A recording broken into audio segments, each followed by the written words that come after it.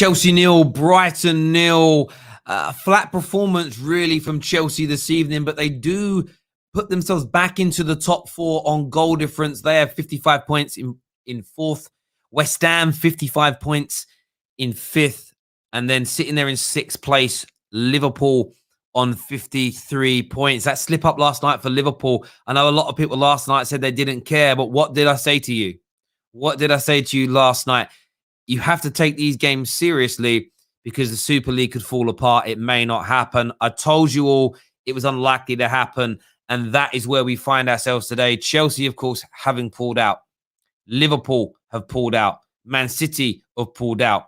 Manchester United are close to doing so. Ed Woodward has resigned, and the Glazers are seriously contemplating selling their clubs. But when we look at the football tonight, what made Chelsea so lackluster this evening, so flat this evening? Do you think it was the after effects of the last 48 hours, the pressure, the abuse, the criticism thrown at the club, their minds maybe not being focused together on the task in hand? Could the drop points tonight against Brighton come back to haunt them later on in the season? On top of that, we do still want to take your views and opinions on the Super League practically dying tonight, live on the air as we were at the time. We didn't get a chance to speak to everybody, so we will take your calls on that. We're going to share the link very, very soon as well. And I do want to have a discussion now because it becomes important again. It kind of got missed and forgotten about over the course of the weekend. But who is going to make this top four now? Man United are practically a shoo-in. We're safe by 11 points with 18 points available.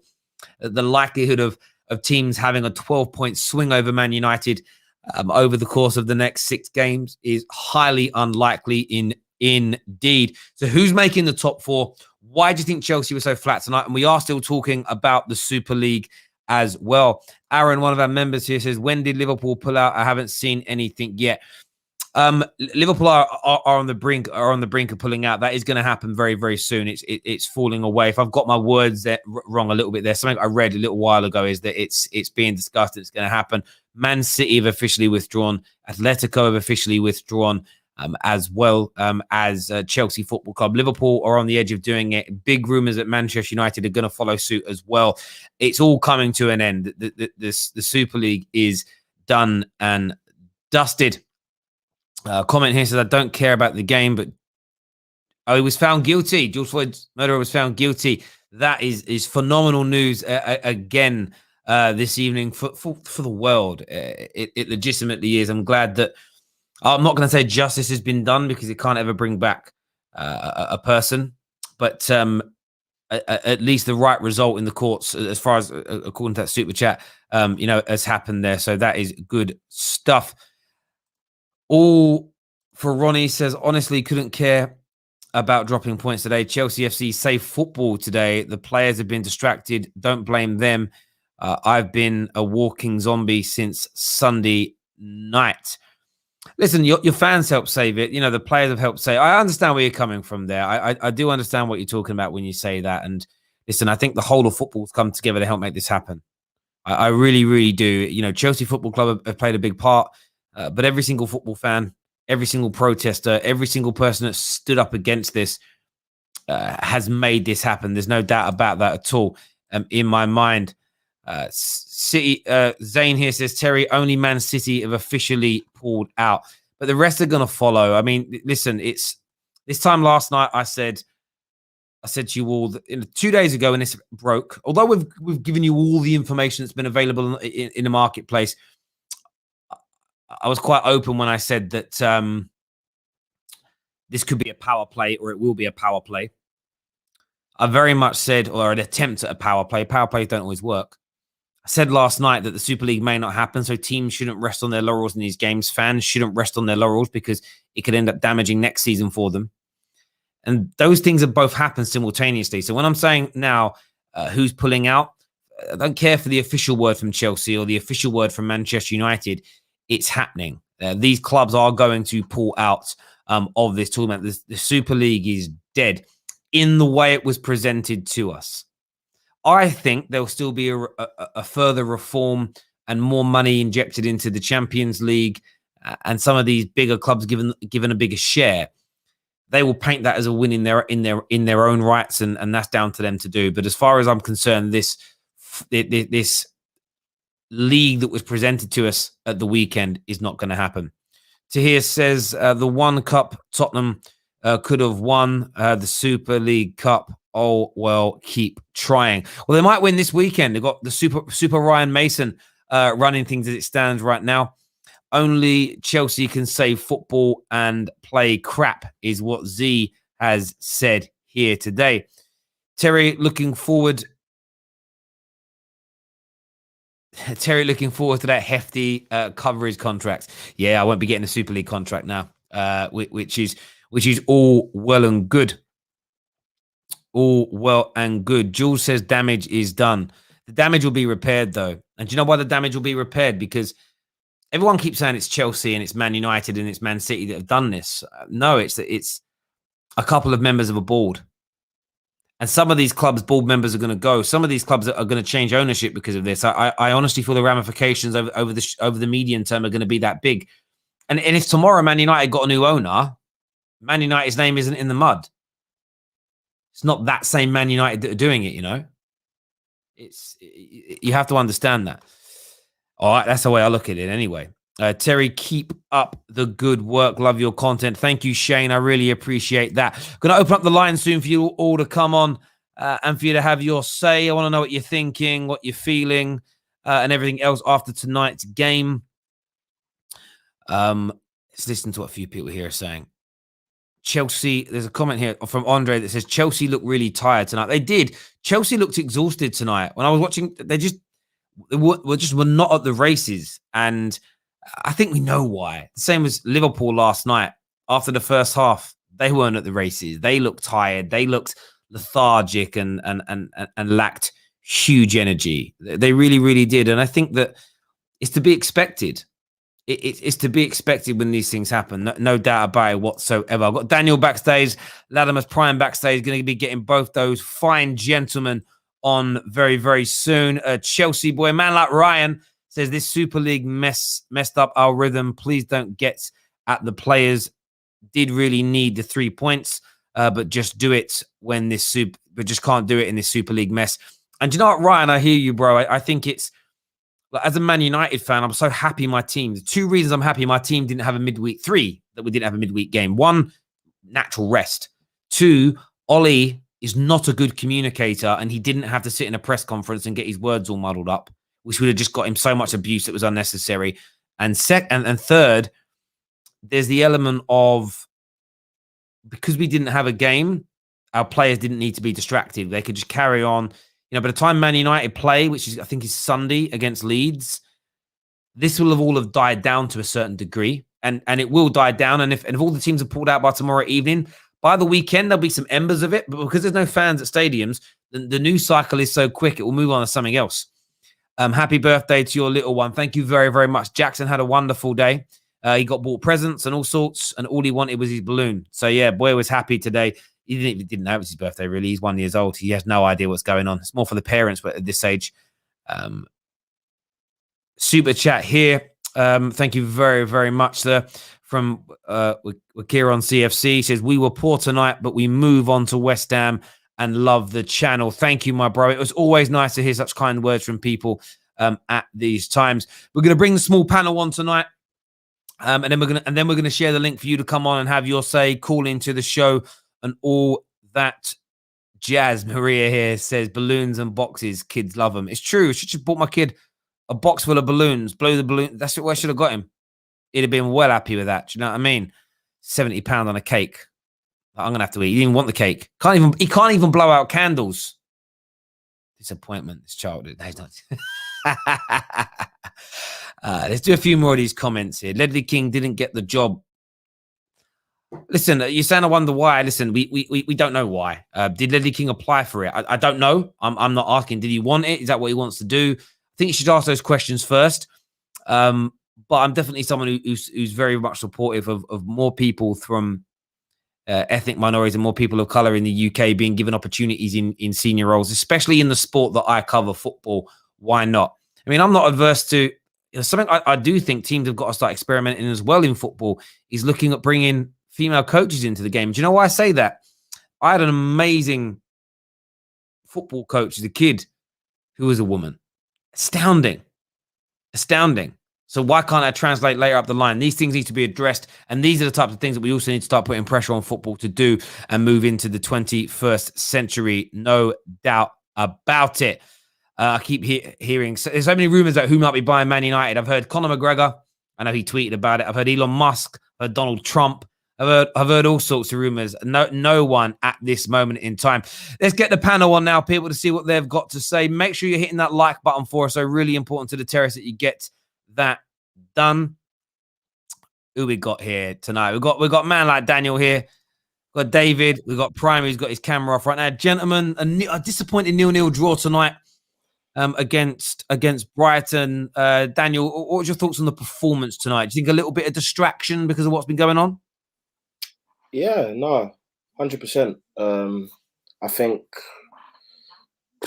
there wasn't much to say really about the performance. The second half, especially, it was just poor. It was boring. It was as if there was a lack of focus, a lack of urgency. Even Tuchel tried to maybe inject a bit of life by changing the formation, which we haven't really seen, and that didn't work either.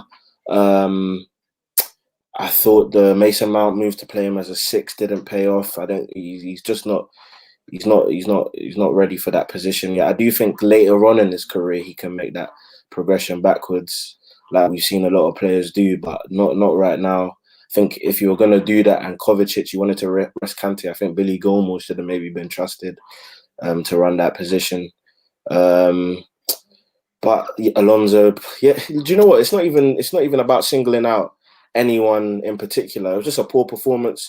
There's a very easy explanation to point to why they were poor, but I do think the players should have taken a bit of responsibility on themselves to kind of galvanize themselves. I mean, third was up for grabs today, and obviously now, yes, it is in our hands. Having to play West Ham on the same points, but it just, it's like the life has been sucked out of you. You've been hyped up because of everything that's been happening on Twitter, and you go watch your team play, and then they just suck the life out of you. It's basically what happened tonight. Well, I think it's a hard thing as well because, as we've spoken about 5 hours ago, this game didn't feel like it meant anything tonight. Yeah. Yesterday, Liverpool dropped points in the last minute, and there wasn't a single Liverpool fan that was angry about it. I guarantee they're feeling gutted now that Liverpool, they will be pulling out of this. I'm 99.9% sure that dropping points is going to feel painful. And a bit like yourselves, the players have clearly been distracted with this news. As everybody, the one that where I feel really sorry for players and managers is they're getting the brunt of the outrage from fans, but they were in the same position as the fans. They had no idea about this, which is difficult. In terms of yourself, Daniel, what's your sort of reaction to Chelsea? I know it hasn't been officially confirmed, but it looks like it's happening, pulling out of the Super League. What's your views on that, mate? I mean, I might just tweak the question just a little bit. It's more about my views on the Super League in general. I don't really care about the clubs pulling out. It's obviously great for football on the surface of things, but the idea about the competition, and obviously it dilutes a lot of what sport and what football as we know it is about. That's a fine argument, and I think that's perfectly right. But as soon as everyone starts waving the moral stick and starts waving all of that, that's where I draw the line. And the moral authority that a lot of people have had connecting the Champions League to the fabric of English football, that's never been the case. If I ask you, just as a quick point about the Super League, if I ask you what's the oldest cup competition in English football, it's the FA Cup. Everyone knows that. Everyone talks about the magic of the FA Cup, and that used to be the trophy that, yes, you could see it used to give other teams the chance. If Doncaster Rovers got a 0-0 draw at home to Manchester United, the point was going to Old Trafford and getting that big payday. That was the magic of the FA Cup, the fact that anyone can do anything in that cup. If I ask you now, Terry, and anyone else on the panel, would you rather win right now as a Man United fan, would you rather win the FA Cup or finish in the top 4? Finishing the top 4. Yeah, exactly. It is, yeah. And the reason you say that is I mean, there's a lot of multitude of reasons, and I'm not judging anyone for saying it's because you need the Champions League money. Of course you do. Like, you need to be in the Champions League because you're going to get a lot of money injected into your club, and that's money ultimately used to reinvest back into the club. So where were the people raising their heads and shouting about the heritage of English football being terrorized when the magic of the FA Cup was getting diluted? Yeah. Mate, I totally agree, mate. I think you're absolutely right. There's been a lot of moral posturing from people. There's also been, in the reverse of that, a lot of kind of what's the word I'm looking for? Kind of false equivalence. And what I would say is this: the moral posturing I get, I don't mind competitions being reformed and more money pumped in. If we created a new equivalent to the Champions League or a level above the Champions League, and it was for like the creme de la creme, I'm happy for that, as long as there's an opportunity of jeopardy so you can fall out of it, and an opportunity for anybody to rise from the ashes or to rise from nothing and make it there. That's been the argument the whole time. And the secondary argument for me was, if coming second in the league and coming 18th in the league matters not to one of these teams in the Super League, it means there's a possibility that you could have dozens and dozens of dead rubber matches per year. Yeah. And where's the fun in that? That's not competitive. And I think for me, that was the argument. And then what does that mean for the fans? That was the bit I was concerned about more than the Champions League dying. There's a part of me that would feel sad about it, but something would replace it as long as it was competitive and fair. Just as a quick point, sorry, because I know the other guys probably have their other takes, but I just think one thing that we have to remember as well is, and even though, look, let me just get out there, I was not in favor of the ESL. Just I saw it in theory. It kind of there was a lot of good ideas in it, but I wasn't in favor of it for many of the reasons that you've pointed out. But you have to remember, with a lot of these things or newly created competitions, like there's a time where they evolve. So I did imagine over time you could get relegated, you could get promoted. I believe when the Premier League or the Division 1 first got created, the founding clubs couldn't get relegated at first, and then it later evolved and there were new things added. So bruv, you're right on that. But this is the thing. Something I said on quite a few streams once I'd calmed down after the initial news, because there's always a knee-jerk reaction, which is natural. Was they need to present this. The reason why I don't trust it is the way everyone's just walked away from it. If all that stuff was in the plans and in the pipeline, Chelsea could have just come out tonight and told you all, listen, you know, you were worrying, but this is what's going to happen year 1, then year 2, then year 3. We're going to do this for the lower levels. We're going to do that. Because I just don't think there was anything. I don't even think there was much of a plan there, to be honest with you, which is why it's fallen apart. But I hear what you're saying there. David, I want to go to yourself. So super chats first. Paul says the protest was more important than the game. I understand why you would say that. Florentino might be the new Messiah in disguise. Well, he's got an interview coming out very, very soon. So it'll be interesting to see what he's got to say. Grey Wolf Dinner says, blaming this game purely on the Super League is weak. I personally think we are just tired. Let's smash West Ham. On the game itself, David, what did you make of the performance tonight? Give me your views, mate. It was dry. it was hard to watch, but I don't blame them for it. I mean, I've been in a pretty bad mood for the past 2 days, so have most people. So it doesn't shock me that the people who it affects the most also were having a bad day at work. That's how it is. Like, I mean, yeah. I mean, Jorginho had a poor game. Mount doesn't work in the six, as I've said for a long time. Zuma was poor. I thought at least Christensen tried, but he wasn't great.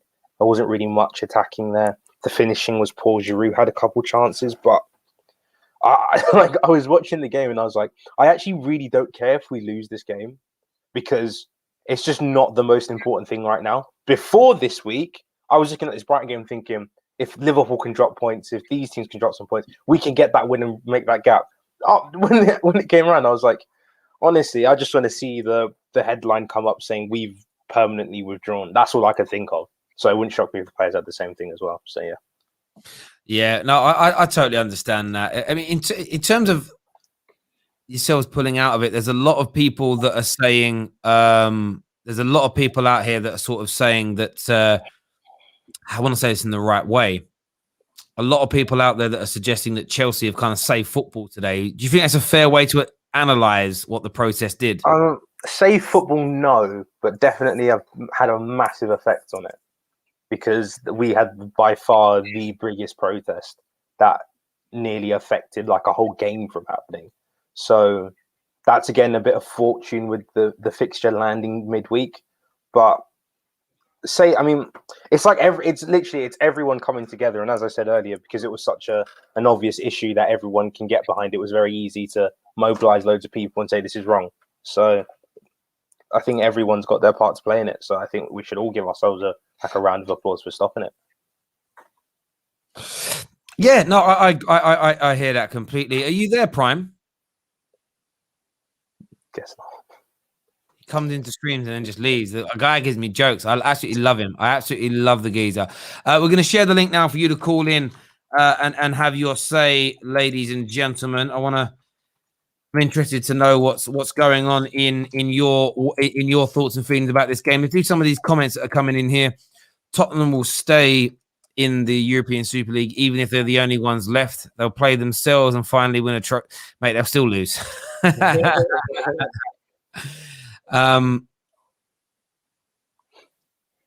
I just think the whole game was overshadowed by this. Literally, there was no point in playing. There was actually no point. Like, in fact, in the first half, I wasn't even fully concentrated on the game because obviously things are just coming in. You want to stay up to date, and then it just wasn't good, man.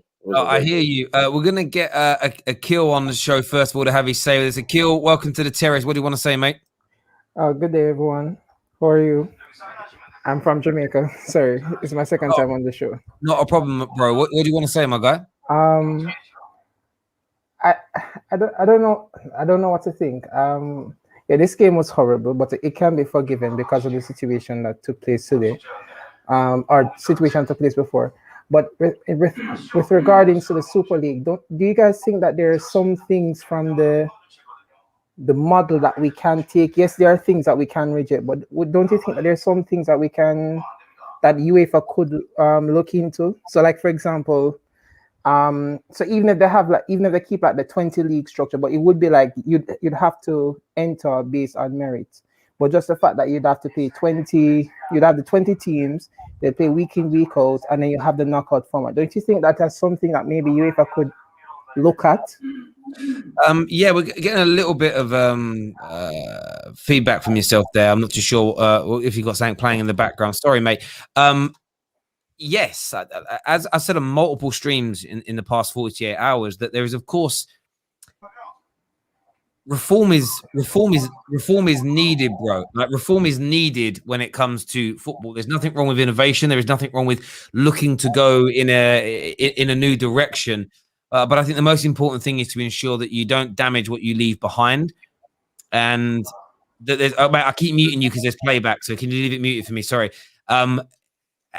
There needs to be not damaging what you're leaving behind, and there needs to be this opportunity. That there needs to be this carrot for everybody to be able to chase. And I listened to the chairman of Crystal Palace speak, and he said that although he knows it's unrealistic, they love planning and working and striving to hopefully one day make it into European football. If you take that opportunity away, it takes away their dreams. And sport is about, all your favorite sports films, movies in the world. What are they about? It's about someone achieving something you didn't expect them to achieve.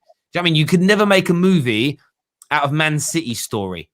It's not a story that sells. And I don't mean that disrespectfully. It isn't. It's the rags to riches. It's the underdog stories that everybody loves and roots for. We celebrate great sporting dynasties that Man City are turning into, that Liverpool and Manchester United and Chelsea are. It's different, though. But if you take that romance away, it kills things. Akil, thank you very, very much indeed for your call, mate. I appreciate it. How about yourself, Daniel? I mean, you mentioned, but do you think reform for European football is needed? Yeah, of course. Because, like, it's so deeper rooted than what everyone's making it out to be. Do you know what I'm saying? Like, people move as if the Champions League was this fair competition anyway. Obviously, yes, nothing's perfect, and I do think that the Champions League as currently constructed is okay. Like there's only so much you can do to try and appease everyone. But I do think more reform to almost create a bit of parity within the competition it's neat. Of course it is. Like, people move as if the Champions League, like, think about the Champions League in its what's the word, in its formation right now. Like, it's still a competition designed for the big clubs to get to the knockout stages. Once you have seeding involved, it means that the big clubs have an advantage over everyone else and things like that. So there's no such thing as fairness. When as soon as you bring seeding, as soon as you bring different groups, that a certain level of club is involved in every single group, there's always going to be things involved. So I don't even know. I think the big clubs, at the end of the day, it all comes back down to money. The redistribution of wealth is what everyone's angry about, and that's why they wanted to go into this ESL majorly, and they're just going to get more money in it, and there's nothing we can do about that. Yeah, no, I hear you on that completely. We've got a super chat here that says the players were on the bus for 45 minutes before kickoff. TT was very, after the game, is he angry? I don't know what the very bit means after that. Sorry, maybe I was disappointed would be the word I'd use maybe. I think this was just unjust. They didn't want to play. It was dead. Look, this is the thing. There's a few people saying that the decision from Chelsea was made before the protest, but they knew the protest was going to happen because the whole world knew it was going to happen. So make the announcement beforehand so that they don't make your players sit on a bus for 45 minutes, which can – we've seen a lot of teams before that have had bus problems getting into grounds, lose games because of just like bad preparation and everything else. But again, you can look at Chelsea. Why didn't they make the announcement a little bit sooner? We're going to first go to some more calls here. We've got Welford TV or Finn coming on the show. What are you saying? Hello, lads. Pleasure being on. I just want to speak about the Super League for a bit. I just feel like it's absolutely ridiculous of what's happening over the past couple of days, and it's appalling of what our club's owners have put us through. And I feel like for me, as a way to resolve this, and hopefully all the clubs do leave it in the next coming days. I know Liverpool, me being a Red myself, FSG is still hanging on for as long as they want, which is I don't like to see as a Liverpool fan. I want them gone as quick as possible, but I feel like a massive. I don't know what happened there. Can I respond to that quickly, Terry? Yeah, go on, mate. Yeah. This is what he mentioned, and I don't know, maybe it's because he's a bit younger, but what he mentioned is exactly my problem.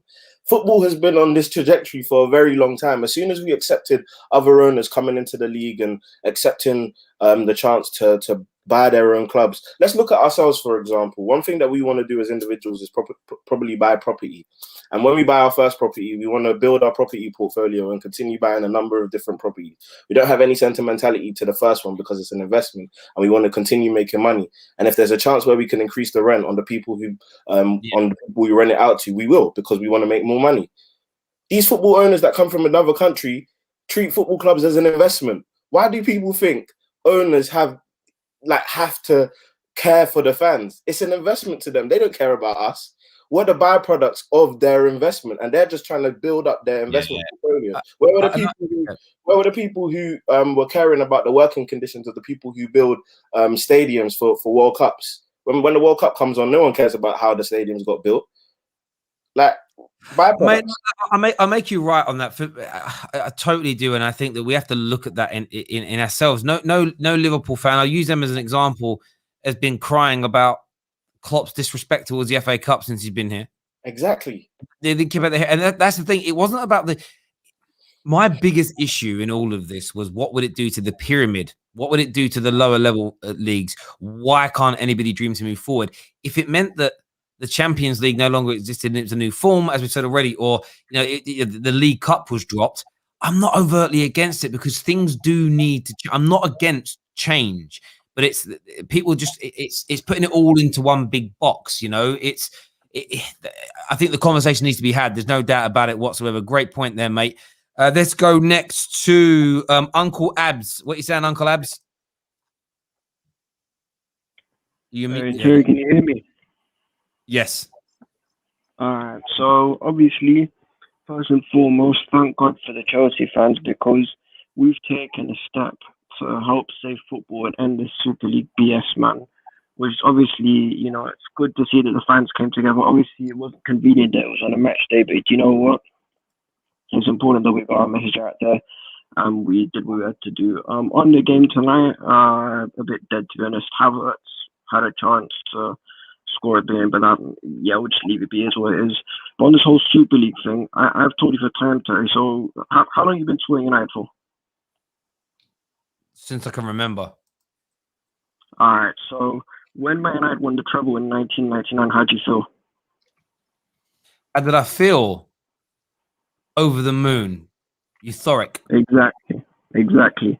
Now, what the Super League thing does is it takes all those moments away. Everything you've experienced as a fan, all the fun stuff. Even if you was a dead club and you got promoted to the first division, this whole Super League thing just ruins it all.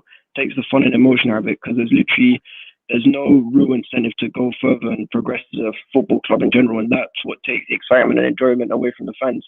So I'm glad that we took a step forward to leave the Super League, and obviously I hope now that the other clubs follow suit. Obviously, the Premier clubs have all moved out. And just to say, everyone talking about Barcelona, Atletico leaving. They had a meeting and they just announced that they're not leaving. They're staying in the Super League. And, it's just proof that the whole thing's been about money. These owners, they don't care about us. They only care about lining their pockets with our cash. Okay. Listen, mate, great call. Thank you for coming on, having your say. Matt Laws has just confirmed that Chelsea are pulling out, according to a comment in here. I haven't confirmed that or checked Matt Laws' Twitter account myself. Did he just say that Atletico said they are staying in? Yeah, I saw that. I saw that earlier. I saw that Real Madrid, Barcelona, and Atletico Madrid said that they were going to stay. It's interesting. But again, you can't have a Super League of Spain and Italy. It doesn't work. It really doesn't work. So. Yeah, they need more than that. We're going to take another call here from Anthony. What are you saying, Anthony? Morning, Terry. I mean, it's morning for me, to be honest. No problem. What do you want to say, my friend? Terry, just give me 2 minutes. I just want to tell you a story about how I became a Chelsea fan and how this has affected me. For all my decisions in life has revolved around Chelsea Football Club. And when I was 18, I had a chance to come to England, and I came over to England and I stayed in Earl's Court, which was closest to Chelsea Football Club. And my first game I remember was the most horrible game that I've ever watched. It was an Arsenal game in 2011. We lost 5-3, and freaking Van Persie scored a hat-trick, and Mata hits it onto the corner of the post as well. So from that day onwards, I have been a very, very firm fan. I haven't missed a single game. I've been watching the day we won the Champions League. I was in Reading, ran over to Tesco's, got a bottle of champagne. I was so happy about what happened. And going on to 2021, we sack Lampard and we do all of this and we get Tuchel in. We try our level best to come to top 4 and we try so hard to be in the Champions League and in the FA Cup and everything. And when we came out and announced on Sunday that we are going in for something in the Super Cup, I was really, really feeling gutted. It's like the life has been sucked out of me. Why did we have to do all of this? Why the effort needs to? And I believe the players felt it as well. And that was shown to you today by the performance by the players. I wake up at 2:30 in the morning, 3 o'clock in the morning, because I live in Australia now, and I stay up after 11:30, 12:30 just to watch the games, and then afterwards I watch you guys, which has been a really great help for me as well during this lockdown and so on and so forth, which is incredible. And I thank you for you guys to letting me come in and say my piece as well sometimes, which has been a big help. And the part that has been, even today, 5 o'clock in the morning, I woke up to watch the Brighton game, even though I know it might be a bad game. However, coming back to my point, I am really, really happy that this has happened. And I believe as a fellow sportsman, I believe everybody should have the chance to come and do great things in this sport. And this decision to come out of the Super League has been great. And for me, personally, the steps that have been taken by the fans like me who wake up early in the morning and watch the game, and there is a lot of fans like me who do this as well. It has been. I totally agree. And listen, I think that sometimes there's a level of disrespect that's paid towards international fans. The hours you get up, the work and effort and energy you put into watching and supporting your team. And I also think that some of these clubs underestimated your want and love for the European game in terms of its competitive nature and not wanting this closed shop approach. Because they think maybe they'll just enjoy it more. It's more big games, and I think the international fans, as far as I can see, have been as against this as anybody. Really appreciate your call. Really appreciate all your support to the terrace, mate. Means a great deal to us. Top man, thank you very, very much indeed. We had a super chat during that call as well. It says Chelsea shouldn't be praised for what they did. If we joined the European Super League, they would have been dropped from the Champions League. PSG didn't join it because they are owned by Qatar, who is hosting the World Cup. I don't think anyone was going to get kicked out by UEFA. That was grandstanding. They were going to lose far too much money from sponsors if they did that, and that changed their tune. And I think that there's happy mediums that are going to come out here. People are weighing up what's the best decision for them in the future of their clubs, and a lot of that will evolve around money, good or bad. Some of the sponsors that are threatened to pull away from clubs or have pulled away. It's, do we want to be associated with a team that's being looked at in such a negative way? A lot of their thinking is going to be reputational risk, reputational damage against them. But that's just the way the world works. It's as simple and as straightforward as that, really. We're going to get Rams on the line here. Rams, welcome back to the show, mate. What do you want to say? Yeah. I just want to talk about the Super League and look, credit where credit is due. Chelsea, they made a mistake. They openly admitted that they made a mistake during the Super League, and big up to them for pulling out, because it was the right thing to do alongside Manchester City. Sorry. Just to interject, breaking news right now. It's all just being released. Liverpool from the BBC have withdrawn from the European Super League. I told you 37.5 minutes ago, Liverpool were going to pull out of this. You've got to start listening to what I'm telling you. Do you know? I think I know why. Because quite a lot of their sponsors were threatening to terminate them. Yeah, I mean, of course. Listen, the reasoning isn't, Gary Neville ranted about us, so we pulled out. The reasoning is because the response, they got it wrong. They didn't think the fallout would be this big. And I agree with Daniel that some people have been hypocritical in their approach. Some people have been over the top in their approach, but the fallout has been massive nevertheless. But this is the breaking news. Liverpool have pulled out of the European Super League. That has been done. Arsenal are out of the European Super League. That has just been announced by a couple of journalists out there. I'm not too sure of the names. I'm actually looking to clarify the names as I'm looking in the streaming right now. But as it remains, oh wow, actually, even bigger, ladies and gentlemen. Simon Stone has just revealed the remaining 4 English clubs will withdraw from the Super League this evening.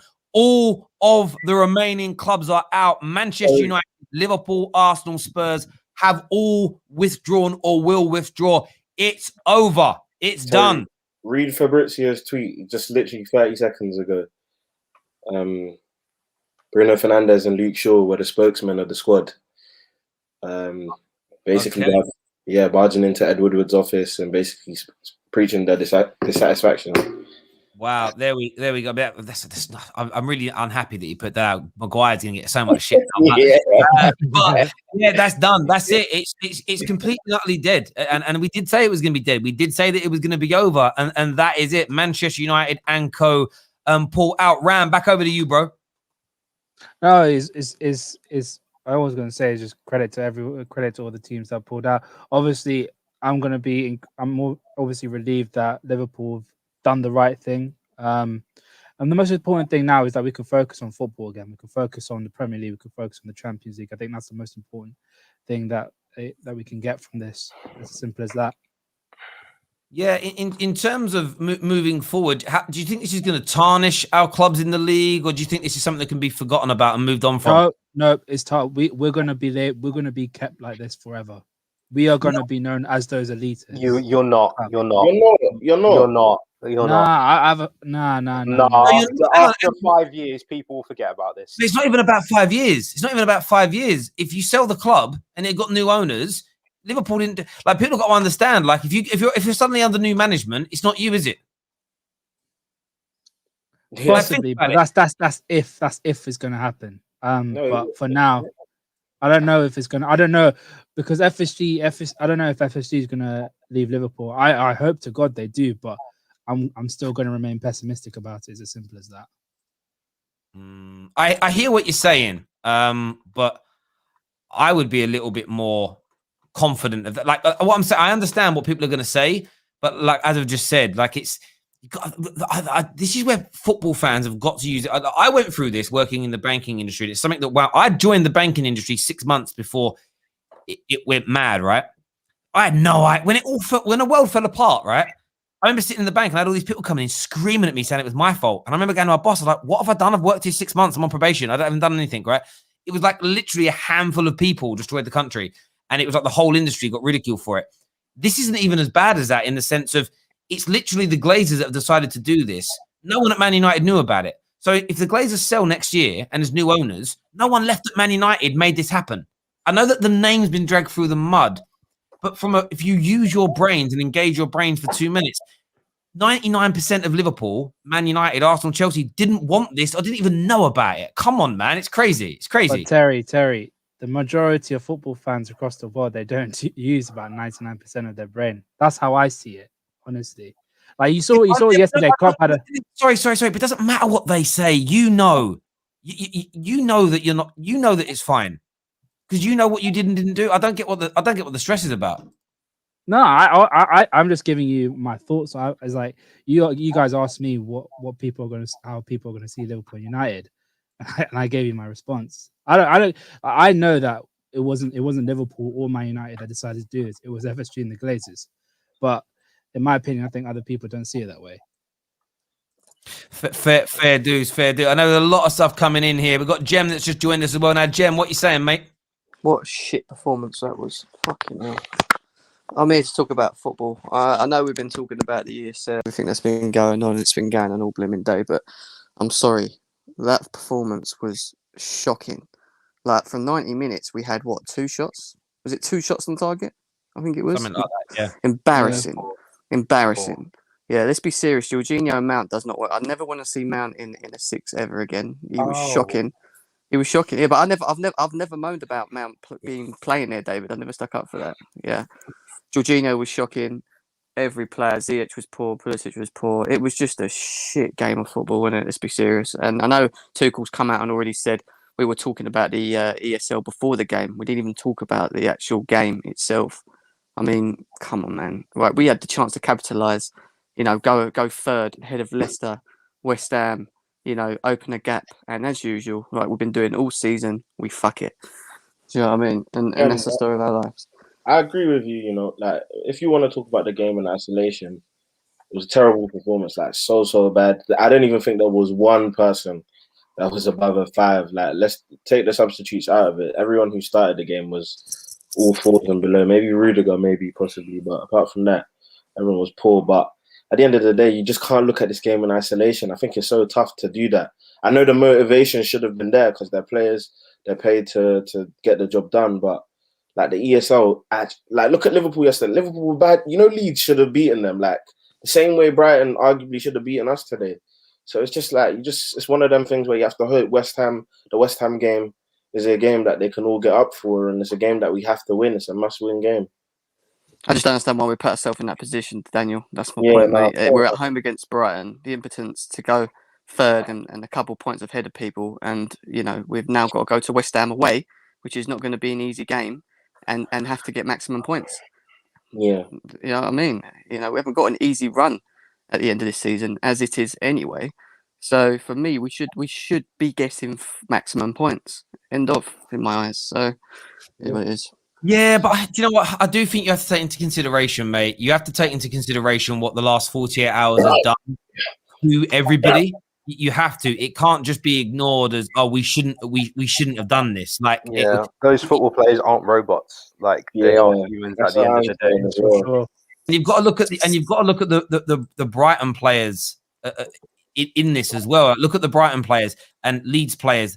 they're all aggrieved at what people have tried to do to them. So I think they come into these games with a bit of extra motivation, a bit between their teeth. This, look at some of the tweets and updates you saw today. What was it that Wolves did? They put on their Twitter profile because they come 7th. They were the champions of the 2019 season. Yeah. The bits between their teeth. Like, you've got to understand it. Like, the reason that look, listen, some of the choices today from Chelsea weren't particularly great in terms of Tuchel, weren't particularly great today. But Chelsea, the owners of your club, put you in my opinion, put you into this position today by the decisions they've made in the last 48 hours or so to join this Super League. They put you in this precarious position. I get that, Terry, but this performance today we have been doing all season. When we've had the chance to capitalise, we've been. I'm talking all season. All season, I'm talking about this. Every time we've had the chance, we've sat again. It was under. We could have gone third. We've always lost a game or drawn a game or dropped points, and we continue to do that in my eyes. Different management. How many times have you seen it? Have you seen these kind of results under Thomas Tuchel? That's the main question, because you have to remember, when you were under Thomas Tuchel, everything was very good. You were winning majority of your games, and there was the odd game which West Brom obviously which we could have capitalised again under him. But yeah, but there's also games where you have capitalised on your opportunities. It happens both ways. Under Thomas Tuchel, no, I get that, but all I'm saying is, West Ham dropped points, Liverpool dropped points, and we didn't capitalise. We dropped points in my eyes. It was, all right, we're fourth on the same points as West Ham. Yeah, it just leaves that. Can I ask you a question, Jim? You always seem to be like, Tuchel's done a really good job. You always seem to be really overtly sore whenever a game doesn't go Tuchel's way. Like, you always, with everything that's gone on today, I understand you're disappointed and I get it, but whenever Tuchel dropped points, it's almost feel like on the tip of your tongue you want to say, I wish Lampard was here. That's how it feels to me.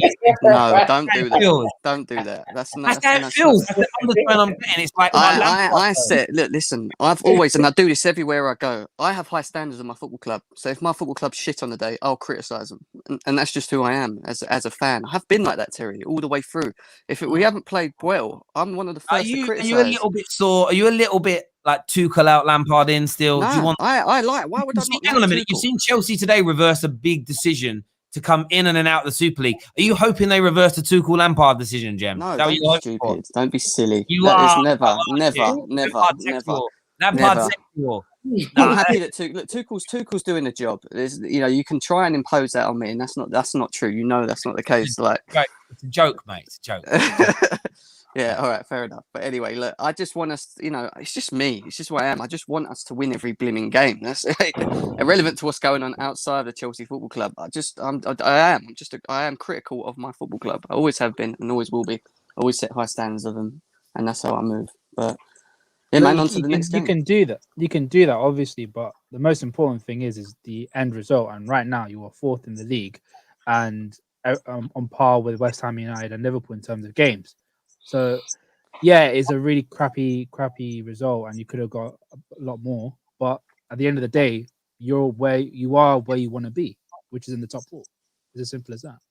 Yeah, it's still in our hands, like if that still means anything, it's still in our hands. I get what you're saying, Jem. Like, honestly, honest to God, today was horrendous. Like, I was so close to turning off the game because it was that boring. But at the end of the day, look, you got to consider the context. That's why I'm not too hard on these guys. Like, maybe if they lost, I might be more pissed, but I think it was just more the way we played, Daniel. If we just played with had a couple of chances and tried, and yet we drew, fair enough. But when we just can't even put two passes together and we're getting opened up, and they nearly beat us. Let's be serious; they deserve to beat us today. They had the better chances. Do you know what I mean?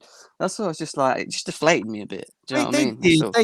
They did. But like I've already said, I think you've got to put the context of this match and everything that's surrounding it into. There's just an element of I know I'm going to collapse after today's stream. I have not worked harder this in my life because so much information in the last 40 hours, so many streams to do, so much information to give out.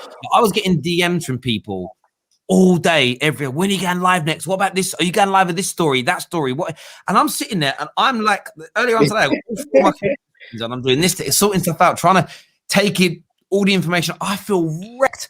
Imagine having to do all that and then go and play a football match. I'd be done, bro. Do you know what I mean? If I had to physically perform tonight, I'd be in trouble, mate. I'd be getting dumped. That's it. That's what'll be happening here. Kimbo says Ollie has more points than Tuchel since Tuchel arrived. Hype is what Kimbo Hendo says. Listen, that's Well only. done, That's Ollie. only yeah, listen. We'll compare the two managers next year. Official Manchester United withdrawal. They have. Do you know what? I know that the Glazers made a bad decision to do it. I can't tell you though. The feeling of not being in that Super League and knowing that football is going to continue. Not in the. I don't even want to say in the way in which we love, because I think there's things that need to change. But just knowing that we're not going to have this horrible non-competitive league, I just feel it made me really happy. It's made me really happy. Yeah. And I can't say that more than anything else. But it's and it's little things as well. Like you guys are in a Champions League semi-final and an FA Cup final. This time yesterday, there was rumors that we were all going to be thrown out of these tournaments. It just really, really nice. That's kind of gone, that's done and dusted, and everything else. Listen, Jem, Ram, thank you both for coming on. Cheers, man. Really appreciate it, boys. Thank you very, very much indeed. We're going to share the link if you want to come on and have your say. Manchester United, all the Premier League clubs pull out of the Super League. We want to hear from you right about now. We know Liverpool have left as well. I did tell you at the top that you've got to start listening to me. You're all going to see why you've got to start listening to the Terrace very soon. In about maybe 6 to 8 weeks, when a particular kind of stream and person that's coming on the show starts, maybe you're going to understand what I'm talking about. Watch this space. Massive news. Really, really is. Terry, this was all planned. I hope at least you understand it. UEFA will have to change. Big clubs will not continue. Winnerpool. I was the first person to call this a power play, bruv. I don't know what you say. Where you been, bruv? Where you been for the past 48 hours, man? I was literally sitting here saying that exact same thing the other day. Who we got on the show now? We got Matt. I think it's Matthew coming on the show. What are you saying, Matt? Yeah, what's up? It's great news, isn't it? Edward Wood finally gone. I mean, I'm going to this I'm going to Manchester on Saturday, and I live in Colchester, so it's a 5-hour journey.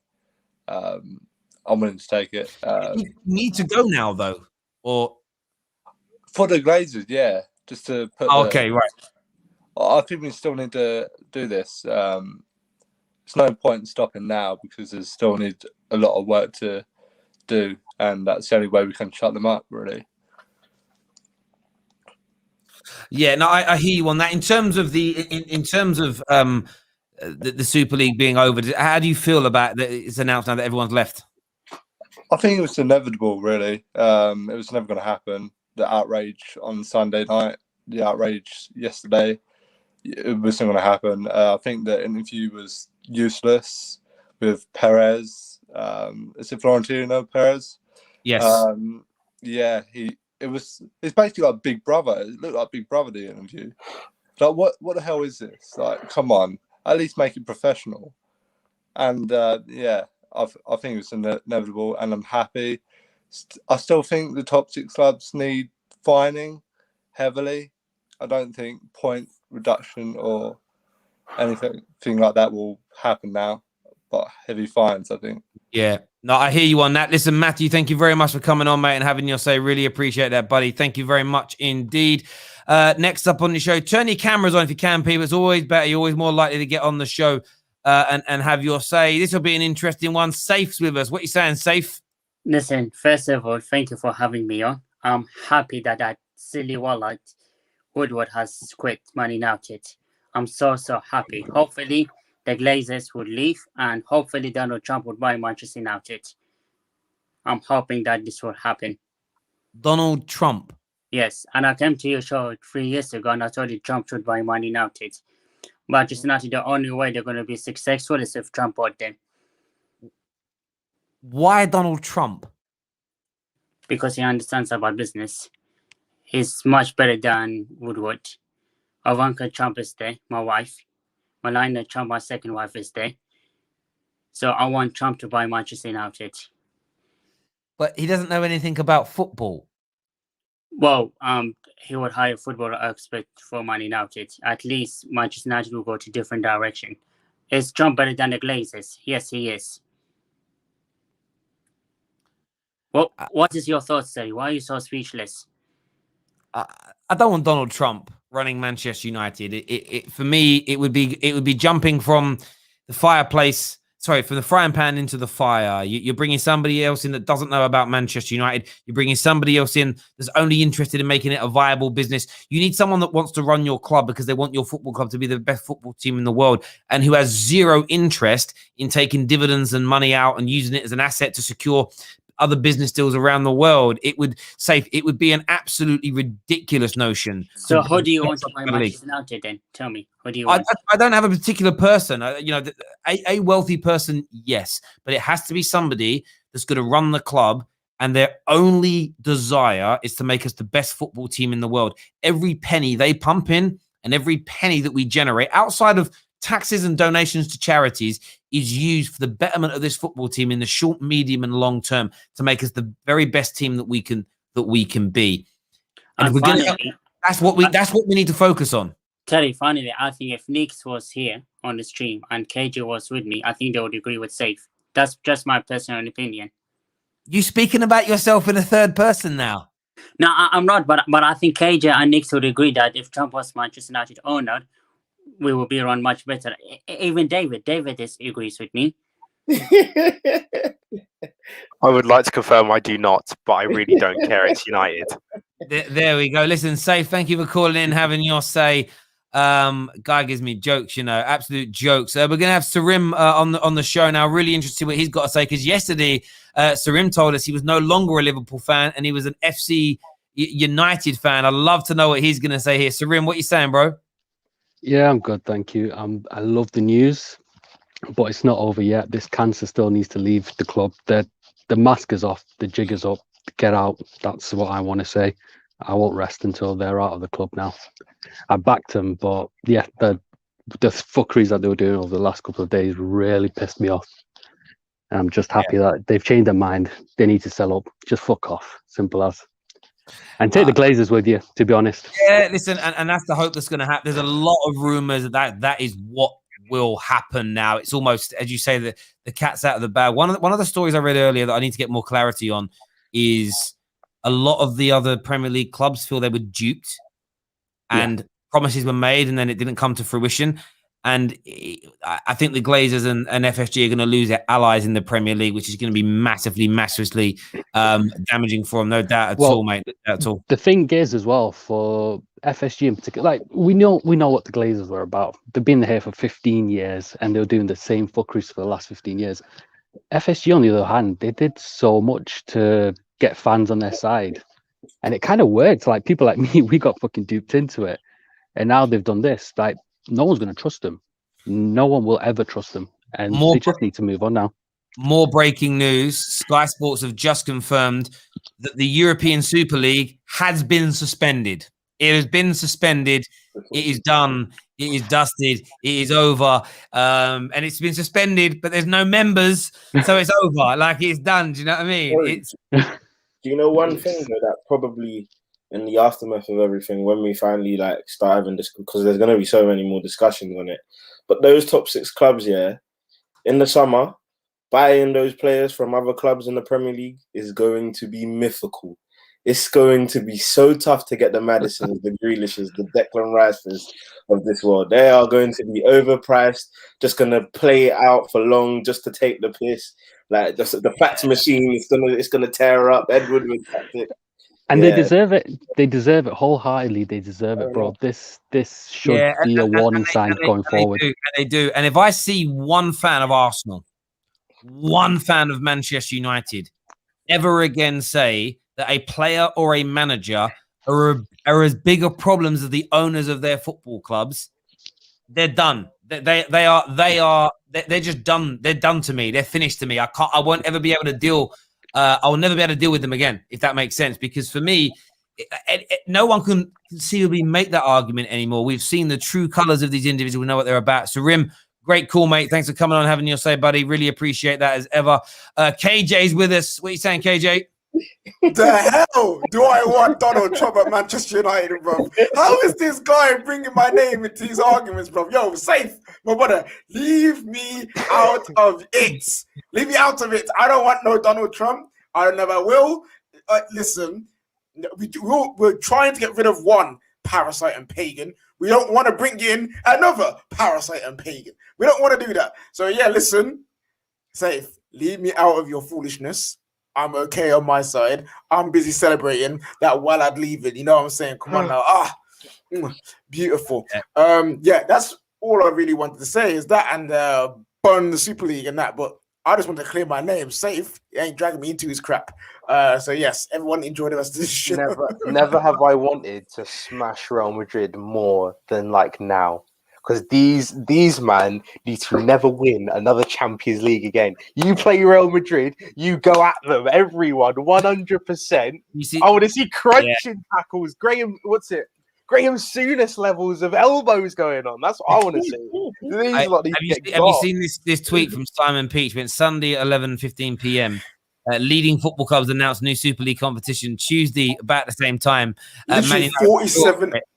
47 hours, legit, almost basically 47 hours later.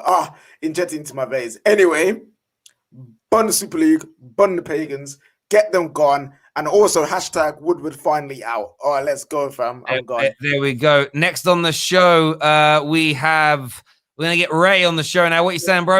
Oh, I am so happy that Ed Woodward is gone, but I'm also scared. I'm scared who's gonna replace him. Because I'm scared if someone worse than Ed Woodward is going to come in at the club. I can't imagine worse than him, but I can expect the Glazers to bring in someone even worse, someone that loves money more than the club. And another thing I wanted to say is, and I've said it a lot in the StreamYard server, and that is that 21 is coming. I have the dream. 21 is coming.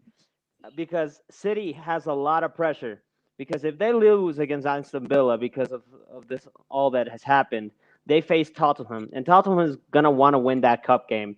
They're without Mourinho. They're free from his stressful match management. And they might give a shot. And City is going to try to rest players. I'm not saying that's exactly going to happen. But we've seen Pep try to rest players for the PSG. So if he rests and Aston Villa takes advantage, Tottenham takes advantage, it's going to cause a dilemma on the players. They could lose. Bro, I wish I had your optimism, man. I don't know the exact math. I haven't checked it. But I think at the last 6 games, they need to not win 4 of them. And we need to win 3. All of them. Yeah. It's an 8-point difference. I mean, we're at 66 or 74. It's 8 points difference. Like that's 3 games. But that's a 9-point. Yeah, it's a 9-point swing. It means we've got to win 9 more points than them. Can you see them dropping 9 points and us winning all our games? For right now, yes, I could see it at this moment. But everything can change because that game. Look, they face the League Cup against Tottenham on Sunday. We know Pep is going to rest some players in that game.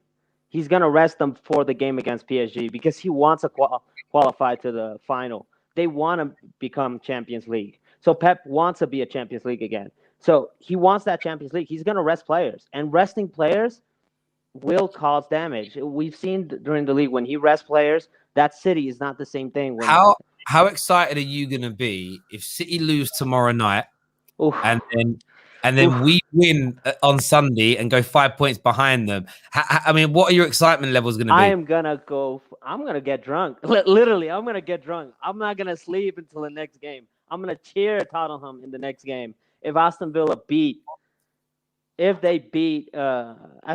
City, I'm going to watch that Tottenham. I'm going to support them. I'm going to pray for Tottenham to beat City because if that happens, they lose 2 games, City's going to have pressure to win the Champions League and beat Crystal Palace. They're going to have pressure. And some players with pressure, they don't do good. Some players with pressure, they don't do good, especially at the end of the season. I love how you're acting like pressure doesn't exist for Man United in that same situation. This is the thing. We have nothing to lose. If we don't win the league, okay, we didn't bottle it.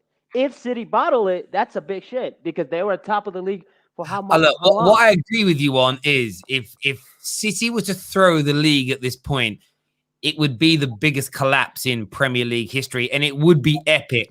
But do you know what, bruv? Like, I think I've got more chance of my daughters rocking off doing a poo. You know what I mean? Like, it's literally, it's not gonna happen, bro. I appreciate the call though, Ray. I love the optimism. We do love that at the terrace. I love a bit of optimism. That is a lot of optimism, though.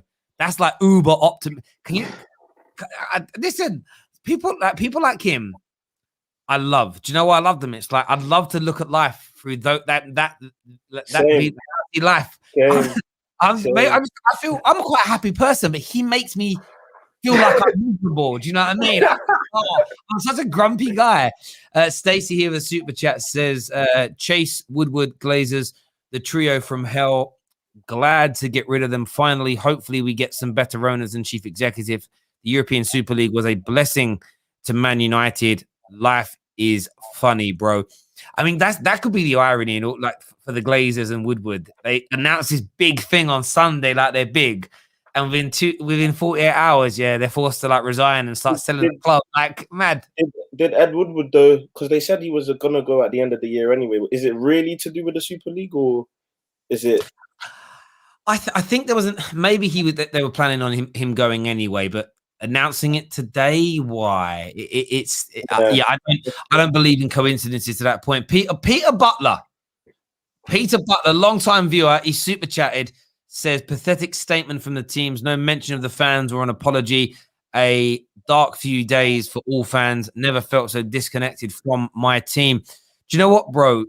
What you'll find, generally speaking, from corporate companies, and these clubs are corporate at that level, they will never make the mistake in their eyes of apologizing. They'll hide behind we thought we were doing the right thing for like X, Y, and Z. They'll never come out and say they were wrong. It's as simple and as straightforward as that. But the funny thing is about this whole situation, the Champions League's new format isn't actually much better than this. No, it really isn't. But it's just gone under the radar. What if Perez and them man were like, you know what? We'll drop such a massive bomb that you lot will get away with it, and then we'll just piggyback off of it. Because realistically, what's happening now is that Real Madrid, regardless of what they do, will qualify every year. Chelsea will qualify every year, regardless. These 12 clubs will always qualify, and they'll get away with it. And that money that they were talking about, this like £6 billion, it will get there eventually. Maybe not straight away, but it will still get there. So is this not effectively a European Super League that we're already going into? That's something that's not been considered at all. A few people saying Arsenal have actually come out and apologized. So, that shut my big fat mouth up. And if Arsenal have done that, then fair play to them for doing it. I am surprised. You very rarely get those types of apologies, but fair play to Arsenal for doing that. More power to them. More power indeed. I wouldn't have expected that because most of the time you don't really see that. Slensis says, keep the same energy for UEFA and FIFA. The fight doesn't stop now. These men are the real pagans, and we must and we accept it. Do you know what? I hear you on that. It's knowing how to mobilize, and the problem is you need enough people. I remember did a stream once a few years back about some corruption at UEFA. It was the second lowest live stream in the history of my channel. No one cared. No one tuned in. Do you know what I mean? Like it's an element of, so it's hard to focus on things and create a noise when no one gives a damn. You know what I mean? Like if this was just a Man United thing, no other fan would really care. The only reason it's got this much attention is because it could have impacted all football. And when UEFA are making crazy decisions, the Leeds United really care. It don't really affect them right now. So they're fans. You know what I mean? You don't get this kind of snowball effect. We're going to have Philip Hunt on the line now. Philip, what are you saying? Oh, hi guys, how you doing? Yeah, good, mate. What do you want to say, bro? It's been a good day, hasn't it? And can't believe I'm saying this, but God bless to the Chelsea fans out there who started this. And I'm actually rooting for Chelsea to beat Real Madrid in the semi-final. Please do it. Please embarrass them for us, because that needs to happen. And with FSG, I think it's too late for them now. Like, they gave us a lot of goodwill, obviously helping us win everything, but the way they treated us, and I think for all the other owners, I think it's too late, and we should be looking for some new owners soon. No, I understand that completely. And I think that I've just read a part there of Arsenal's statement, and they have come and apologised to letter to their fans, and they've addressed the mistakes they've made. That's the right thing to do. Man United just feels, again, it's just there's no life to it whatsoever. So I think it shows you all you need to know. I suppose the scary point for Arsenal may be this, though. Maybe your owners aren't going to look to leave. Like, it's probably not the best thing. Maybe Man United and Liverpool's are just going to say, do you know what, I've had enough now. We're going to cash in and go. But we will see. Listen, Philip, thank you very much for having you. Top man. Thank you, bro. Really appreciate it. Listen, I know that a lot of you have tuned in low today. I'm going to go and get some sleep because it's been an absolutely exhausting 48 hours. Thank you all for tuning in over the last few days. I'm sure there's going to be rumblings on from this over the next couple of days still for us to sit down and talk about and go through. But until next time, everyone, look after yourselves. Take care. Goodbye. God bless. And we'll see you all again